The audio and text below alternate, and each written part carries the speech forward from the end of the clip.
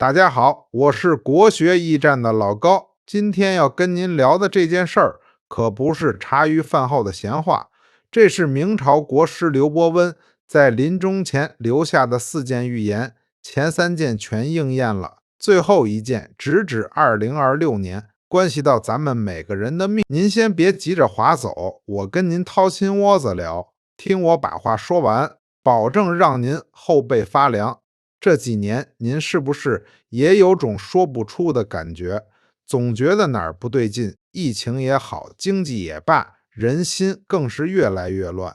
我告诉您，这不是瞎担心，这是您身体里的灵性在给您报信儿呢。咱们现在处的这个时代不是普通年份，是千年难遇的大转折点。这话可不是我瞎说的，这是600多年前那位神机妙算的刘伯温早就看透了的事儿。说起刘伯温，您肯定听过前知500年，后知500年。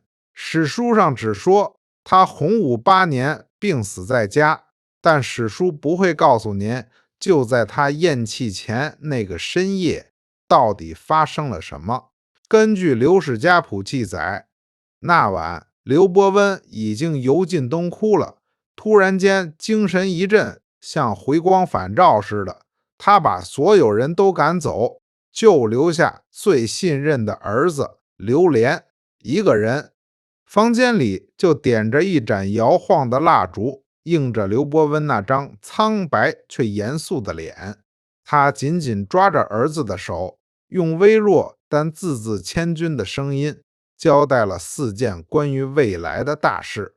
这4件事是他一辈子研究天道得出的秘密，不光关系到大明的命运，更关系到此后几百年的天下大事。刘伯温反复叮嘱，这些预言就像锁，每一道都锁着一个时代的命，时机没到，绝不能往外说，否则不但会招来杀身之祸，还会扰乱天数，引来更大的灾难。前3件预言全应验了，准得吓人。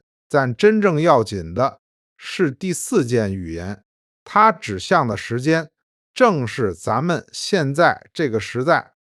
咱们先说第1件预言，是关于朱家皇室的。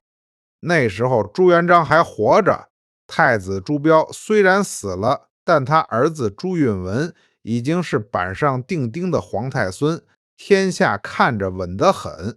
可刘伯温却对儿子说，燕王必反，您想想燕王朱棣是谁？皇帝的亲儿子，皇太孙的亲叔叔，正守着北边，手里有兵。那时候说他要反，简直是找死的话。可结果呢？朱元璋一死，年轻的建文帝急着削藩，逼得燕王走投无路。1399年起兵造反，这就是靖难之役。一场血战下来，叔叔把侄子的皇位抢了，自己当了永乐皇帝。这事儿刘伯温在20多年前就看到了，一点不差。第2件预言更厉害，直接说了大明的命。刘伯温说，亡我大明者，必戴墓之人。这画像道符挂在大明头上200多年，200多年里，多少英雄好汉，多少天灾人祸，都没能动摇大明。直到崇祯末年，天下大乱，烽火四起，一个叫李自成的人从陕西打到北京，逼得崇祯皇帝在煤山上吊死了。您看，李自成这个李字上面是木，下面是子，这不就是戴墓之人吗？还没完呢，放清兵进关的吴三桂吴字也带个墓。最后灭了明朝的满清，满字的草字头在五行里也属木。一个预言连着应验了3个人，这不是巧合，这是刘伯温早就算好的定数。第3件预言更让人头皮发麻。刘伯温说，王朝覆灭几百年后，东方会有红日升起。这话当时谁也听不懂，什么是红日？为啥在东方？但咱们现在回头看，简直太明白了。20世纪的中国，哪首歌开头就是东方红，太阳升？谁被老百姓叫做心中的红太阳？这颗红日的升起，不只是改朝换代，而是彻底改变了整个中国的结构和亿万人的命运。刘伯温的眼光穿透了几百年时空，准确看到了咱们这个时代的开端。前3件预言，从皇室内斗到王朝覆灭，再到几百年后的巨变，时间人物全对上了，准得让人没话说。这就是刘伯温的可怕之处。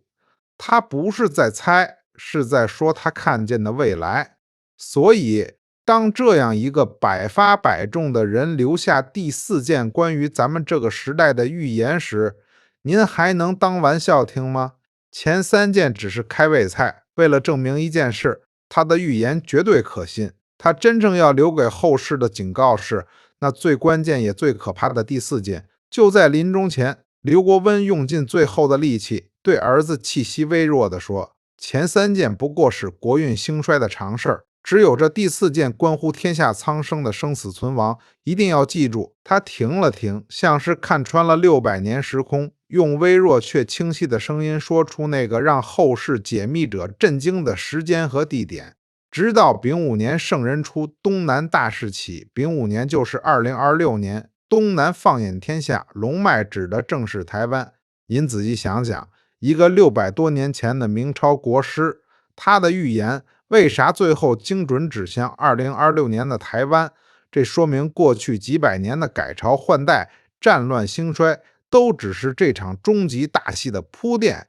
台湾正是这场世纪大劫和大转机的舞台中。刘伯温没明说大事是啥，但咱们用常理想，什么情况需要圣人出山来救？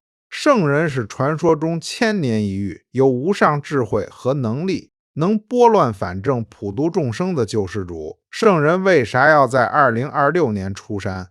答案只有一个，因为那时必有天大的乱子，必有滔天大劫。世间的苦难和崩坏会到一个凡人救不了的地步。您以为刘伯温这几句话只是口头传下来的，不是还有块石碑为证？这就是震惊整个历史界的陕西太白山刘伯温碑记。这块碑不是传说，是真实存在的。据说是一次地震后山体裂开，被当地农民意外发现呢。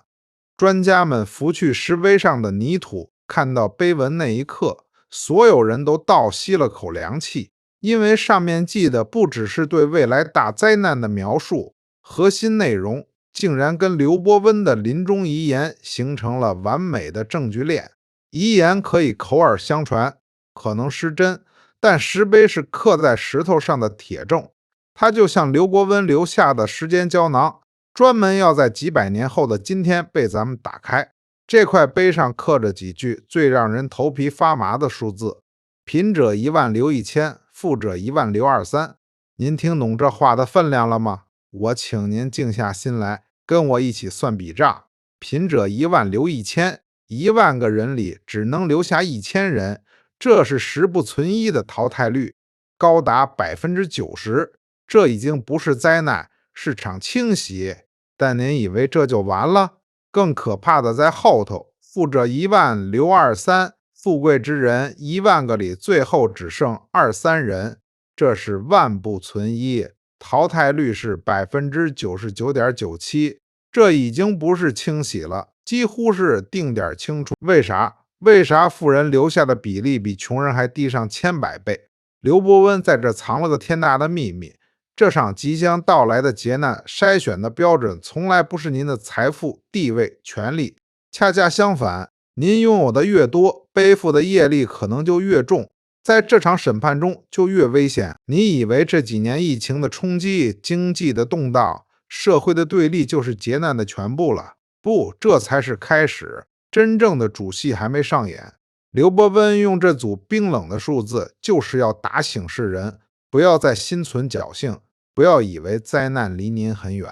这场巨大的筛选已经拉开序幕。更让人毛骨悚然的是，刘伯温的预言跟道家千年流传的一个大劫之年完全吻合，这就是赤马红羊节。啥是赤马红羊？在咱中国传统的天干地支纪年法里，赤马指的就是丙午年，红羊指的就是紧跟着的丁未年。您现在请拿出手机查查万年历，2026年不偏不倚，正好就是丙午年，也就是赤马年，紧接着的2027年就是丁未年，也就是红羊年。这不是巧合，这是预言的共振，是不同时空的先知看到了同一个未来。刘伯温在600多年前看到的劫难时间点，竟然跟道家1000年来警示的赤马红羊节完全重叠。为啥这2年会如此凶险？从五行角度解释就很清楚了。丙午丁未是火上加火，是火性能量最旺最爆裂的2年。您想想，这股巨大的无处宣泄的火能量会带来啥？它会烤干大地，引发旱灾、地震、火山活动。它会融化金属，象征着兵戎相见，社会动荡，金融体系的崩。现在您再回头看刘伯温碑记里那句贫者1万留1千，富者1万留2三，是不是瞬间就理解了这场从天而降的大火烧掉的不只是您的财富，更是对生命的残酷筛选？那为啥圣人非得等到2026年才出山呢？我告诉您，这不是早晚的问题，这是天道运行的铁律。您听过乱世必有圣人出这句话吧？为啥是乱世而不是太平盛世？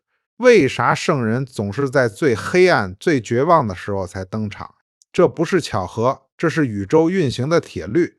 就像一个人的身体，当病毒最强、病情最危急的时候，体内最强的免疫细胞才会被激活。圣人就是这个天地人间的终极免疫系统。2026年就是那个沸点。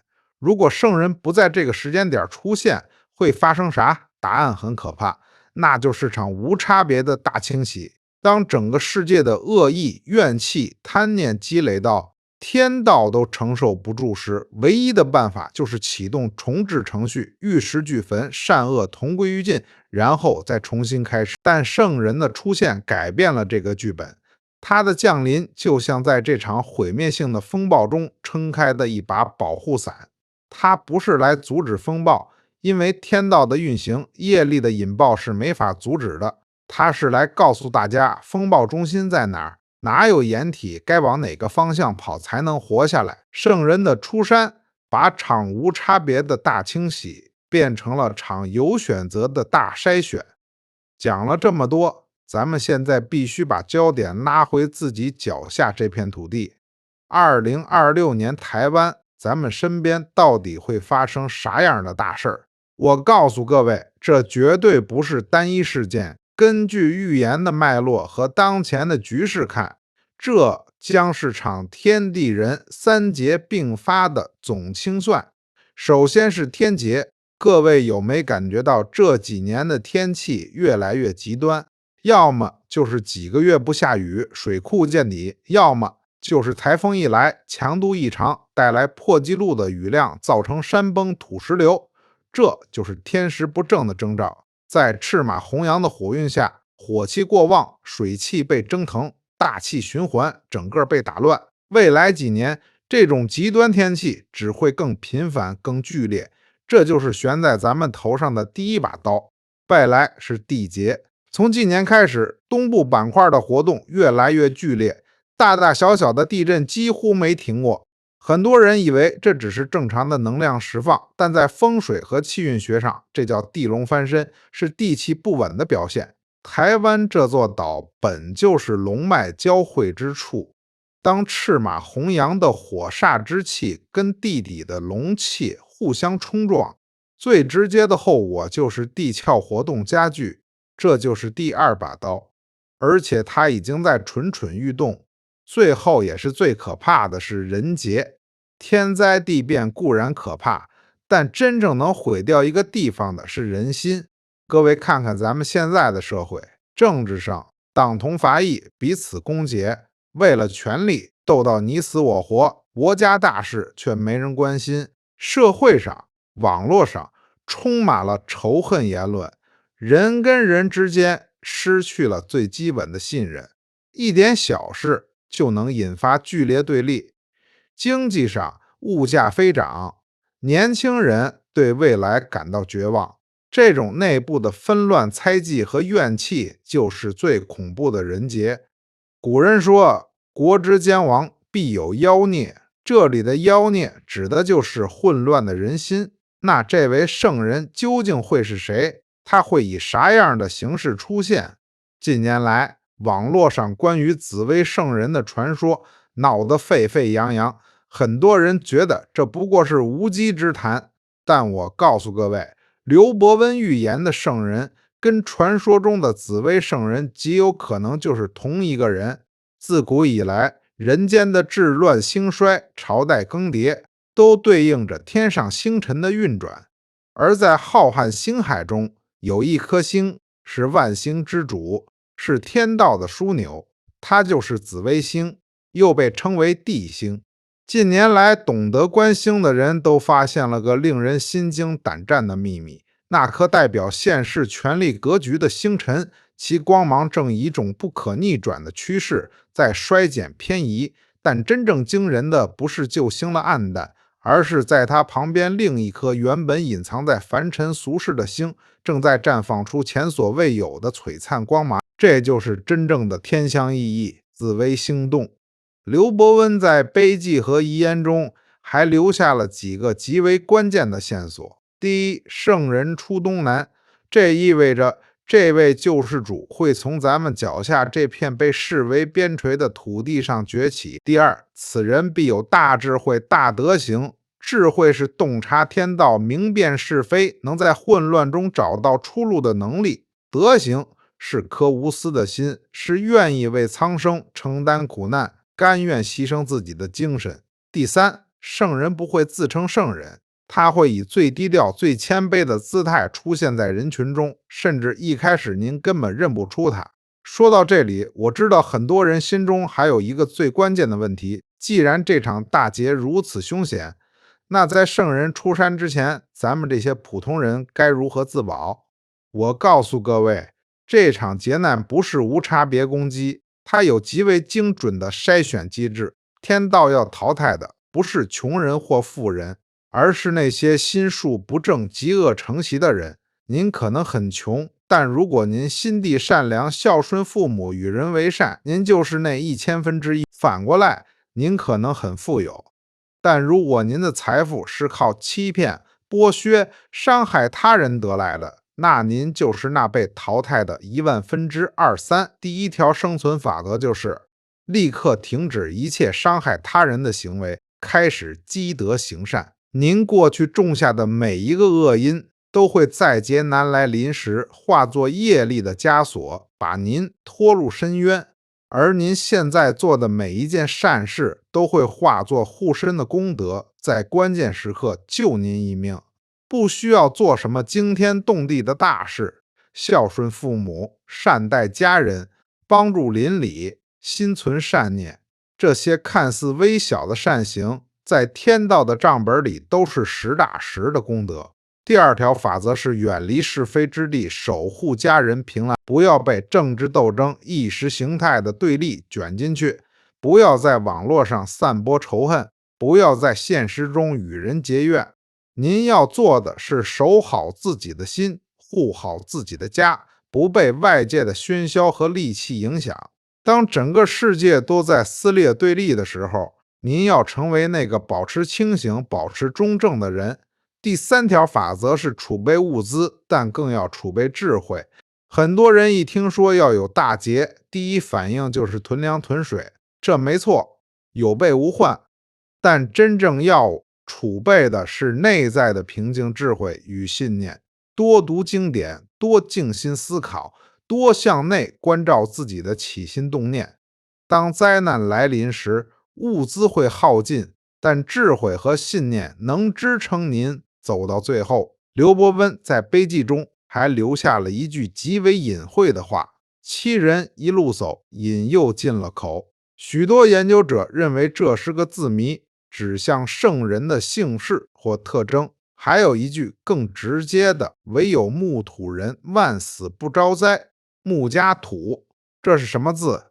就是姓氏度。但这个谜底不仅仅是字面意思，更深层的是指那些像树木一样扎根大地、内心质朴归真的人。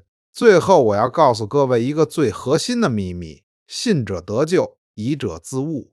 刘伯温的预言之所以流传至今，之所以前3件全部应验，就是在告诉后世，这不是玩笑，这是真实的天机。您可以选择相信，从今天开始改变自己，为即将到来的考验做好准备。您也可以选择怀疑、嘲笑，这一切都是无稽之谈，继续过您浑浑噩噩的日子。但当2026年真正来临，当天劫、地劫、人劫同时降临时，您就会明白，今天听到的每一句话都是一次宝贵的提醒。圣人的出现对于某些人来说是千载难逢的救赎，但对于另外一些人却是无可逃避的最终审判。圣人就像一面巨大的镜子，当他降临时，所有人的灵魂本质都会被照得一清二楚。您的内心是善良，是宽厚，是诚实，您在镜中看到的就是希望与救赎的光芒。但如果您的内心充满了贪婪、嫉妒、仇恨与算计，您在镜中看到的就只会是扭曲的面孔和随之而来的末日景象。刘伯温预言的这场大事并非单纯的毁灭，而是一场地球级别的系统重置，一场为了迎接更高文明的压力测试。这场危机正是台湾脱胎换骨的唯一机会。对那些紧抓着旧有模式、充满恶念与私欲的人来说，这确实是审判与淘汰；但对于那些善良、真心愿意改变和提升的人来说，这却是一次千载难逢的进化机遇。